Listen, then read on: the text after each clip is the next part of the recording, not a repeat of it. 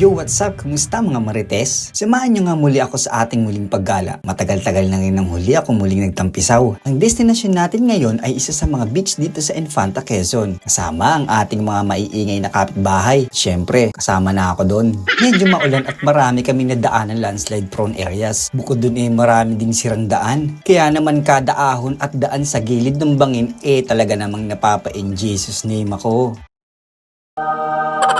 Worth it din naman pagdating sa gitna at sa taas ng bundok. Konting pahinga, sightseeing at konting papogi ng mga coops sa gilid ng bangin. Sa pagpatuloy ng aming biyahe medyo mahirap makita ang daan dahil sa kapal nga ng fog. Makalipas ang isang oras ay nakarating na rin kami sa aming patutunguhan. Di naman halata na excited kami pareho. Nakaka-relax na pagaspas ng mga dahon, maayos na accommodation at mga mukhang dismayado sa lakas ng alon. Beach pa more! Wala na nga kaming inaksayang panahon at inihanda na ang dapat ihanda. Sa bawat outing nga hindi mawawala ang eksenang mahirap magpabaga ng uling. Kaya naman pinagtulong-tulungan na ng mga taong kuweba. Taong tabon. Taong tabon, Homo sapiens, Homo erectus. Habang busy ang lahat sa paghanda may isang matandang kawal na sumasalakay. Huli ka, boy.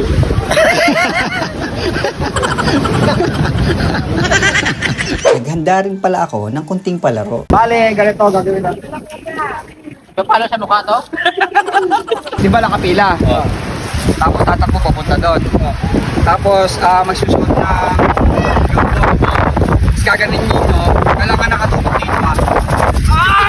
Ala ka dila! Tayo lang, sarap dun ah! 3 times a day! Tutok mo dito! Ayaw ko Mukhang hindi matatapos ang larong ito dahil sa walang tigil na kalokohan. At hindi nga natapos ang laro dahil nga nasira yung air pump. Sinubukan din namin itong ikaw challenge. Ako naglalaba. Nagsusukli ako ikaw! Ang galing! Ako. Nagili ako ikaw! Nagugas ako. Nagtatagal ako tornilyo ikaw!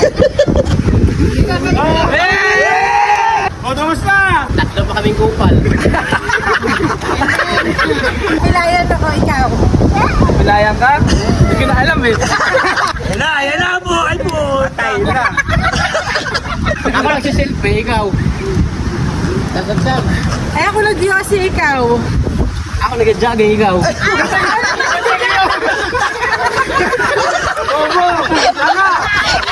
Kakamutaw na sige, ikaw! Suwasawa ko, ikaw. Luga ang itlog ko, ikaw! For some reason nga hindi na-record yung unang video kaya hindi kami kasama. Alfonso! Alfonso! 10K! Uy! Ay! Puto! Bibilis sila Alfonso. Wala ako. Wait lang. Boy, wait lang! Liga! Puro epic fail ang part na ito. Pero ganun pa man, punong-puno ng tawanan at kasiyahan ang nasaksiyan ng kapaligiran. Legal. Siyempre, ano pa nga bang aasahan dyan? Napakagaling nga naman talagang tumiming ng panahon. Or baka kami ang wrong timing sa panahon. Sa kakaantay namin na magpahinga yung alon kami na yung tuluyan nagpahinga sa kama. At maaga din naman kaming nagising kinabukasan. Madaling araw pa lang puro kabiguan sa pag-ibig ang aming napag-uusapan. Kaya naman naghanda na kami ng masarap na almusal. Saktong-sakto sa pagpatak ng ulan at pagpatak ng mga luha. Hindi na nga talaga huminto ang ulan at di na kumalma ang mga alon. Wala na rin lugar ang mga bata para makapaglaro. Oras na rin para magbiyahe at umuwi. Huminto kami saglit para sa mga pasalubong. Medyo nalugi ata si ate dahil sa free taste na pinakyaw namin. Dumaan na din kami dito sa Windmill Farm sa Rizal. Buti na lang, hindi masyadong malakas ang ulan. Ito po yung nag-free taste, oh. Inubos yung free taste. Yung isang box. Sabi free taste Maghanap man ng free taste na cookie. Para tapos na yung merienda mo.